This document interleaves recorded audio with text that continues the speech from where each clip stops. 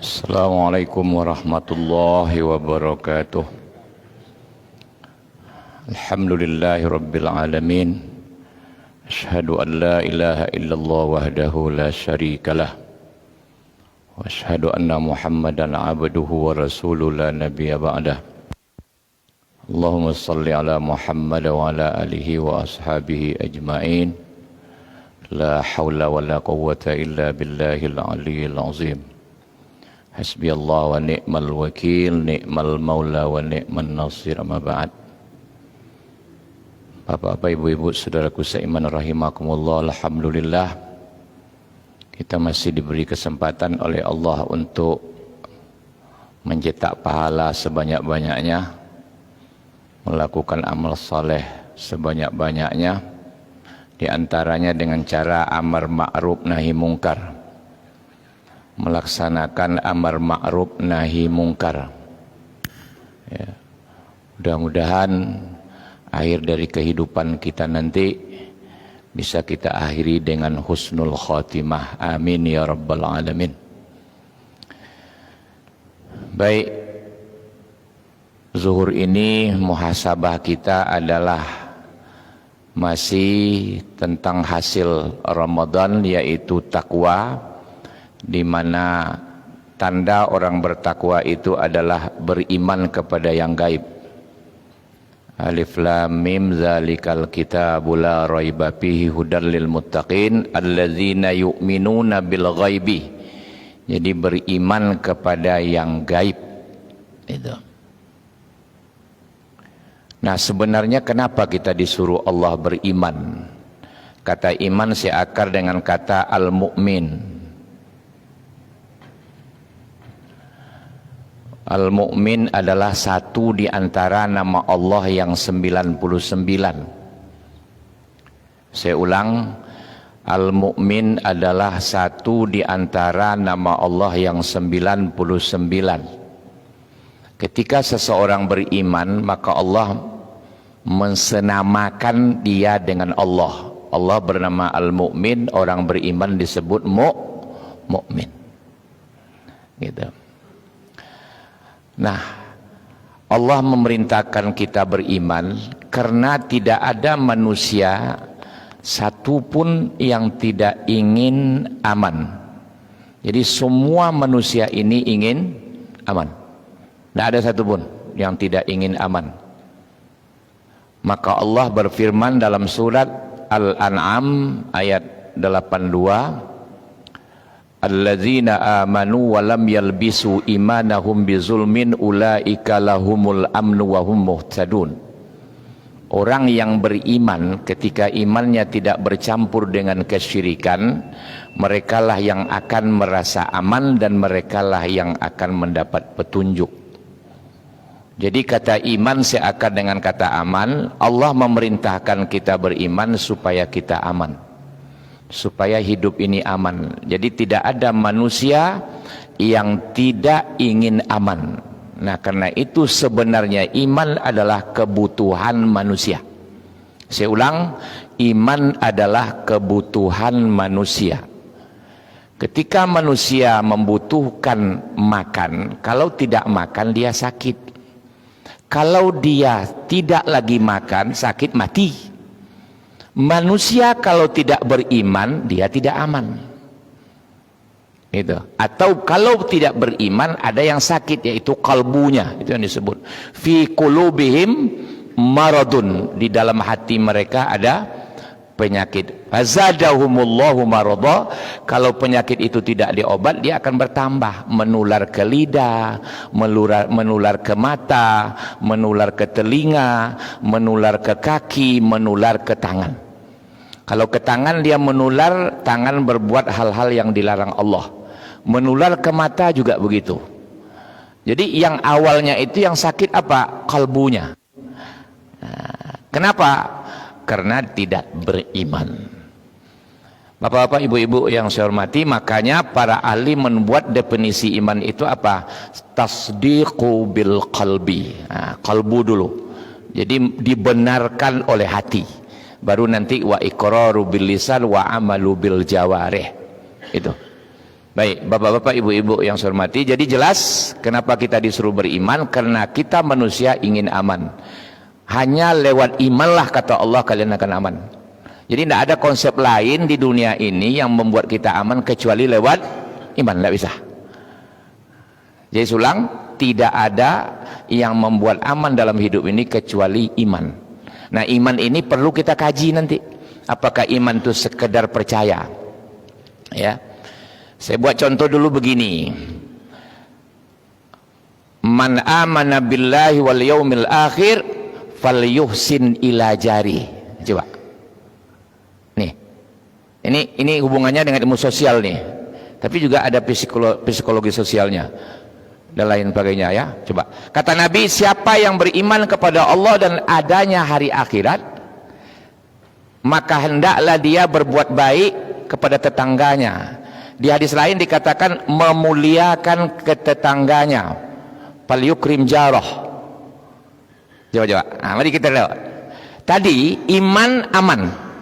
Orang kalau beriman aman. Apa tanda orang beriman? Dia selalu berbuat baik kepada tetangganya. Nah, coba. Jadi saya bertetangga nih. Dia orang mukmin, saya orang mukmin. Kami berlomba-lomba ingin berbaik nih.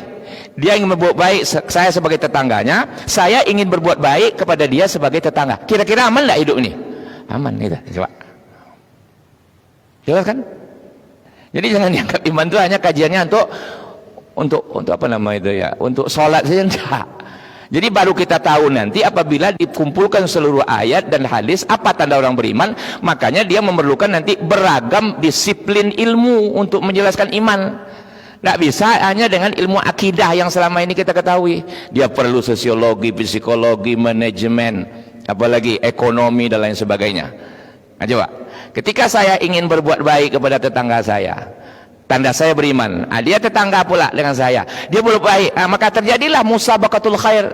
Selalu berlomba-lomba ikan kebaik. Mana ada lagi? Amal itu. Tidak percaya, cobalah. Ya.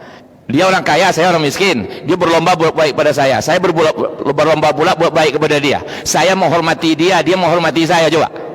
Jangankan ketika dia kaya ini pergi ke Singapura tanpa memberitahu saya, ya. Tolong jaga, enggak perlu. Saya siap ketika dia biasanya pukul 5 pulang, sekarang enggak pulang, saya akan tanya itu, Bu, Bapak kok belum pulang, Bu? Oh, tadi dia nelpon, dia ke Singapura. Di sini sudah tertanam, saya akan jaga rumah saudara saya ini. Enggak perlu dia nelpon saya, tolong saya ke Singapura nih, tolong jaga ya rumah saya. Enggak perlu tuh. Dan itu akan terjadi dalam kehidupan, Pak, Bu. Ya. Nah, jangankan nanti menangis di rumahnya, pot bunganya saja diganggu oleh orang, saya akan jaga itu. Hei, kalian jauh-jauh main, itu nanti kena pot bunga orang tua, mahal tuh. Coba, pot bunganya dijaga tuh. Jadi subhanallah. Jadi kenapa Allah perintahkan kita beriman? Karena kalian kan ingin aman. Maka beriman kalian. Apa tanda beriman? Satu aja kita ambil tadi hadis Nabi. Selalu berbuat baik kepada tetangga, menghormati tetangga. Itu antar rumah. Coba antar kebun. Saya bertetangga dengan kebun ini, coba. Saya ingin berbuat baik kepada kebun ini. Ketika kebunnya ada sesuatu yang mengganggu, saya usahakan untuk menghilangkan gangguan itu. Minimal menginformasikan kepada dia dan lain sebagainya. Coba. Tetangga antar ruko. Ini ruko saya, ini ruko tetangga, coba. Saya beriman bahwa rezeki di tangan Allah, bukan di tangan saya. Karena itu saya tidak akan cemburu kepada tetangga saya antar ruko. Coba. Tapi saya akan selalu berbuat baik. Coba. Anda aman tuh. Subhanallah. Nah, cuma sekarang ini selama ini kita mengkaji iman itu katanya, itu masalah agama tuh ya. Jangan bawa ke dalam kehidupan sosial, ke dalam kehidupan kita. Nggak bisa. Karena Nabi mengatakan kalian tidak beriman kalau kalian tidak berbuat baik kepada tetangga kalian. Ada lagi hadis, tidak beriman seseorang, kata Nabi, kalau tetangganya kelaparan, dia kekenyangan. Coba bayangkan itu. Tidak beriman seseorang. Satu. Yang kedua, ada lagi penafsiran, tidak sempurna iman seseorang ketika tetangganya lapar, dia kekenyangan. Coba bayangkan. ada lagi ilmu yang sehebat itu di dunia ini. Pernah kawan saya cerita di Malaysia, seorang kaya datang kepada psikolog, dia gelisah terus. Apa yang diberitahu oleh psikolog ini? Karena psikolog ini muslim ya, konsepnya islami. Pak, saya minta nanya Bapak, selama Bapak bertetangga diam di situ, berapa orang-orang miskin, fakir miskin di sekeliling itu yang Bapak bantu? Baru dia merunduk. Sumpah selama ini dia sombong. Tak memperhatikan fakir miskin. Mulai hari ini coba Bapak santuni fakir miskin sekeliling rumah Bapak. Ya. Dimulainya, mulai datang ketenangan di jiwanya. Aman. Ya, Bapak ibu-ibu yang saya hormati, jadi iman adalah aman. Kenapa Allah menyuruh kita beriman? Supaya kita aman. Itu firman Allah dalam surat Al-An'am. Silakan dibaca nanti. Surat ke-6 ayat 82. Ya. Itu satu kita buka. Orang yang beriman ditandai selalu berbuat baik kepada tetangganya.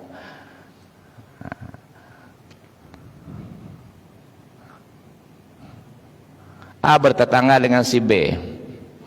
Si B ini keluarganya seagama dengan dia, maka hak B ini 3 pada A. Saudaranya, ya, seagama dengan dia, ya, tetangganya, 3 haknya. Hak B pada si B A, hak A pada si B. Kalau ini sama pula. Oh, tapi tidak keluarganya, tapi seagama, tetangga, 2. Seagama dan setetangga. Seagama tidak, sekeluarga tidak, ya, tapi tetangga, hak tetangga. Saya bertetangga dengan orang kafir, haram hukumnya saya kekenyangan tapi dia kelaparan. Coba ya, ada lagi aturan seperti itu. Makanya Nabi bertetangga dengan Yahudi dalam sejarah, selalu dia bilang kepada istrinya, kalau kau masak itu lebihkan, kasih tetangga. Tapi pada akhirnya tetangga itulah yang meracuni Nabi. Itulah Nabi baru marah. Yahudi. ini. Tetangga saya sakit, saya kaya, tidak saya pedulikan, berdosa saya. Padahal dia kafir, tidak seagama, kafir, tapi tetangga saya. Dan itu sudah betul-betul saya sendiri sudah merasakan. Saya pernah bertetangga di Pekanbaru ini dengan orang kafir. Anak saya meninggal, dia datang. Anak dia jatuh, istri saya datang. Malah kami bawa dia ke tukang urut macam-macam. Baik hubungan kami. Tapi ketika Natal, ketika raya, dia kasih kami kue. Tapi ketika Natal kami tidak datang ke rumahnya. Tapi ingat, istri saya waktu itu menguasai Injil. Dia bawa Injil kepada istrinya. Bu, kami bukan tidak mau. Jangankan dalam Quran, dalam Injil ibu sendiri dilarang ini. Baru terperangah dia. Iya ya bu. Iya. Jadi kami bukan tidak berbuat baik kepada ibu, tapi dalam agama kita dilarang. Ibu pun dilarang sebenarnya kepada agama kami ikut. Apalagi kami. Baru tercengang. Baik hubungan, tidak apa-apa. Biasa. Jadi iman adalah aman. Jadi kalau mau aman, iman. Ya. Tidak ada konsep lain di muka bumi, dan itu sudah dicoba. Muhammad sudah mencoba dan imannya aman, diakui oleh para pakar. Tapi konsep lain sudah diubah. Oh, orang kafir kan ada aman karena dia memakai konsep iman. Maaf, dia memakai konsep iman. Maka saya berani mengatakan orang yang menjalankan Islam di muka bumi dia akan berhasil. Orang yang menantang Islam pasti gagal, walaupun di KTP-nya Islam. Orang yang mengamalkan Islam akan berhasil walaupun dia kafir, walaupun dia tidak percaya ada Tuhan, tapi konsep Islam dipakainya, berhasil dia. Di bidang apa dia amalkan, di bidang itu dia berhasil. Karena Allah yang punya bumi ini, Allah yang punya dunia ini, bukan orang lain. Jadi konsep Allah yang berlaku. Ya, coba tengok orang kafir, cara dia mendapatkan pasti konsep Islam. Datang dari Selat Panjang dari Bengkalis ke Pekanbaru. Ya, jadi supir dia dulu, uangnya di bank sudah sekian miliar. Nanti supir ke Kapolda, supir ke gubernur, supir ke mana-mana dulu dia tengok. Nanti menjelang hari apa, udah ditengok, diminta KTP tahun berapa, tanggal berapa ulang tahunnya. Nanti datang saja kado. Ini maaf nih, ini silaturahmi, berbuat baik dulu. Walaupun tujuannya buruk ini, tapi caranya ini Islami, silaturahim. Siapa yang silaturahim kata Allah, kata Nabi, umurnya panjang, rezekinya murah. Kan baik dikerjakannya tuh. Dihormatinya, nunduk-nunduk dia dulu. Mati. Sampai terakhir nanti bikin proposal. Disiapkannya semua dulu. Yassiru wa la tu'assiru, kata Allah, Nabi. Permudah, jangan persulit. Pak, saya mau gini-gini. Dapurnya sudah diperbaiki tuh. Pejabat-pejabat itu sama dia. Anaknya sudah disekolahkan, anaknya sudah dikirimkan ulang tahunnya macam-macam. Tepikat hatinya. Ya Pak. Dapat dia Pak.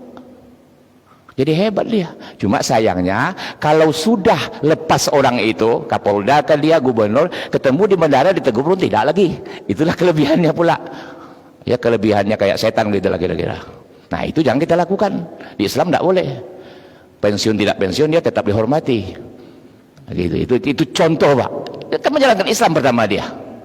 Tidak ada orang yang berhasil kecuali menjalankan Islam dulu. Nah, cuma nanti kalau sudah berhasil dia jalankannya cara setan, ya disitulah dia gagal lagi nanti. Ya, bapak-bapak, ibu-ibu yang saya hormati. Jadi iman bukan sederhana ilmunya di sini. Ini yang perlu kita kaji. Sudah Ramadan, hasil takwa kemarin yaitu beriman kepada yang gaib. Mari kita bahas iman ini. Tapi yang intinya adalah kalau mau aman, beriman. Karena itu galilah Al-Quran dan hadis. Apa itu tanda iman? Mari kita amalkan. Insya Allah aman. Satu kita buka tadi. Ya, tanda orang beriman berbuat baik kepada tetangga. Tetangga siapa? Orang yang berdekatan dengan kita. Makanya sampai dibuat besarnya nanti negara tetangga. Coba. Makanya Nabi, coba baca sejarah, selalu dia buat negara-negara lain bertentangan dengan Madinah itu dengan hubungan yang baik terus. Ya, karena tetangga itu bukan berdekatan rumah saja. Malah kalau boleh dikembangkan lagi nanti ada tetangga antar meja. Jadi bapak di kantor, ibu di kantor, ini 10 meja berderet, ini tetangga ini Pak, antar meja. Satu saja yang angkat telur kepada pemimpin, hancur ini nanti. Satu saja tukang fitnah di sini, hancur ini nanti. Tidak percaya, coba lah lihat dalam kehidupan. Nah, karena itu dibuatlah konsep orang mukmin itu bagaikan satu tubuh. Artinya orang yang kalau sudah mengamalkan keimanan pastilah satu tubuh, walaupun dia bukan Islam. Saya sebut. Makanya sahabat ada dibantu, Nabi ada dibantu oleh orang yang bukan Islam. Kenapa? Karena Nabi memperlakukan dia secara Islami, secara imani. Ya, subhanallah. Dan Nabi membantu juga orang kafir, karena orang kafir itu baik kepada Nabi, mengamalkan ajaran Islam walaupun dia tidak Islam. Ya, maka Nabi sampai berkata, siapa yang menyakiti ahli zimmi, orang kafir yang sudah menaikkan kontrak dengan kita, di bawah lindungan kita, sama dengan menyakiti saya, kata Nabi. Coba bayangkan itu iman. Iman itu, ya, tak boleh. Ya. Jadi bapak-bapak, ibu-ibu yang saya hormati, mari kita mantapkan iman. Kata iman seakan dengan kata mukmin. Mukmin adalah nama di antara nama Allah. Kalau orang beriman diselamatkan oleh Allah dengan dia, karena tugasnya begitu, membuat aman dalam hidup ini. Ya, karena itu kenapa Allah suruh kita beriman? Karena kita semua ingin aman. Hanya lewat konsep imanlah kita insya Allah ketika diterapkan akan aman. Mudah-mudahan kita semakin hari iman kita semakin mantap, dan mari kita terapkan, uji dalam kehidupan benar atau tidak. Ya, sekali lagi mari kita uji dalam kehidupan konsep iman ini benar atau tidak dalam bidang politik, ekonomi, sosial, budaya dan lain sebagainya. Subhanakallahumma wa bihamdika asyhadu an la ilaha illa anta astaghfiruka wa atubu ilaik. Assalamualaikum warahmatullahi wabarakatuh.